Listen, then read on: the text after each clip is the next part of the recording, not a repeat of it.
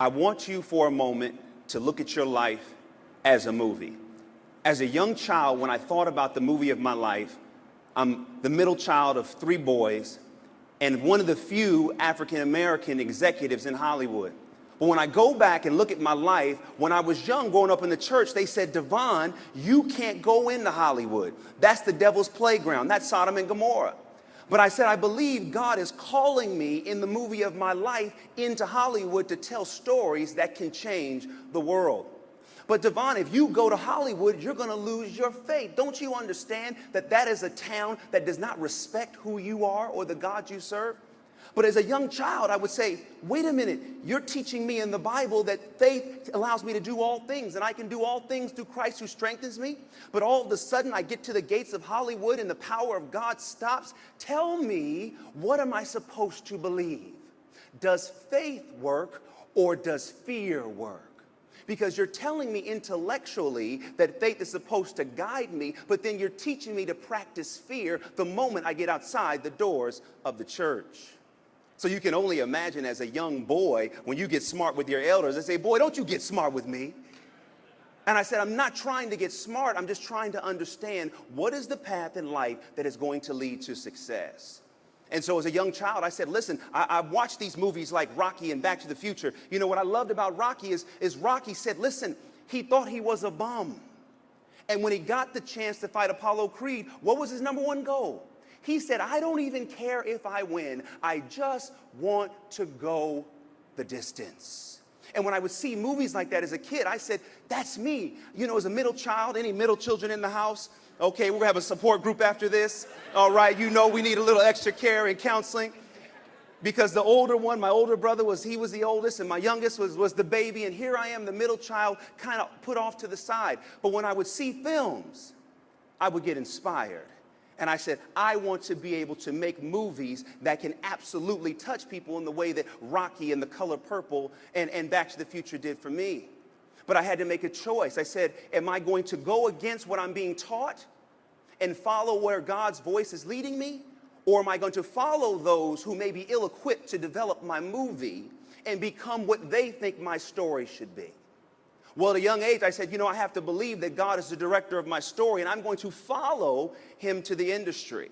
And so here I am, an 18-year-old, young man, got into the University of Southern California. I go in for my first internship interview at the management company that manages Will Smith. I'm literally about to get my foot in the door, and at the end of the interview, the lady says, DeVon, is there anything else you want us to know? And right there, God is speaking in my ear. He said, tell her about the Sabbath. Now, you must understand something. As a Christian, I grew up observing Sabbath. So Friday night sundown through Saturday night sundown, I don't work. It's the day that I take off for observance, rest, and restoration. And I'm there in the internship interview, about to get my foot in the door of Hollywood, and God says, tell her about the Sabbath. I said, Lord, after I get the internship, I'll tell her all about the Sabbath. You know how we are. We love to get what we want, and then we'll start moving the pieces around about what we can and cannot do. But after a moment of silence, I said, well, I cannot take this internship if it requires me to work on the Sabbath. And it was quiet, just like it is now. And after a moment of silence, she said, DeVon, don't worry, we can work around that. What that taught me in that moment is that it's not about just the door of opportunity opening in your scene. It's about how you walk through the door. Because every door that opens that does not allow you to fit your faith in who you are, I argue it is not a door to go through. You have to understand that when you are walking in your path and you are walking in the movie of your life, the scenes in your life will conform around you if you have enough faith to be exactly who God created you to be. I don't buy into this idea that you have to compromise who you are, compromise what you believe. As a matter of fact, be even more bold than who you are, more bold than who you believe, because you are the hero of your own story. And if you don't believe your story, guess what? Ain't nobody else going to. Come on, yeah, you give yourself a round of applause on that one. But here's the challenge. We get into scenes of our life where we want to give up hope.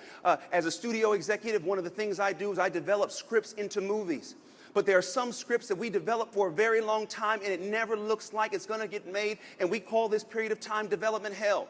Some of you have been in development hell because you had an idea for your life. And you've been trying and you've been pushing to allow that idea to get into production, but you seem so far away from it that you don't know what you're going to do. And in this moment, in development hell, it is so tempting to give up on the very idea that brought you this far. You must realize that in development hell, when you are going through a time where you're about to give up on yourself, give up on your God, give up on your friends, give up on your dreams and your beliefs, this is the time when you have to go back to the original idea that motivated your life and hold on to it and don't give up. Because you know why? Because it is just like a scene of a movie. There are some good scenes, there are some bad scenes, but if you keep walking forward, guess what? The hero always wins. And you know what makes the story good? The conflict the hero faces. So when you go through bad scenes, that must mean you are getting ready to be prepared to be victorious. You must know that a bad scene with conflict is not meant to take you down, but it's meant to actually bring out the hero in you and build you up. If I could allow us to label this scene that we're in right now, I would call it locked up but not locked down.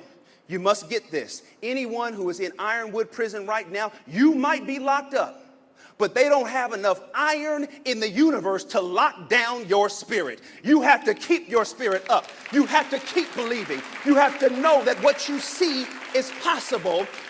Do you know why? Because in the movie of your life, you will succeed. Don't let your current circumstance dictate your destiny, because your destiny will be set up in the moment that you're in right now. Yes, conflict will come, but if you have faith, if you like who looks back at you in the mirror, everybody that comes against you is going to have to step back and say, wait a minute, we didn't know they had that much power. We might as well go ahead and let them out, because there are other people out there who need the hero that's within. When you're getting ready to give up on your movie, step back and say, no, no, no, no, no. This movie is still good. It just might take a little longer than you thought.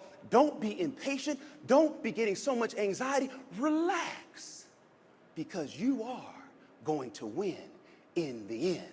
Thus saith the Lord.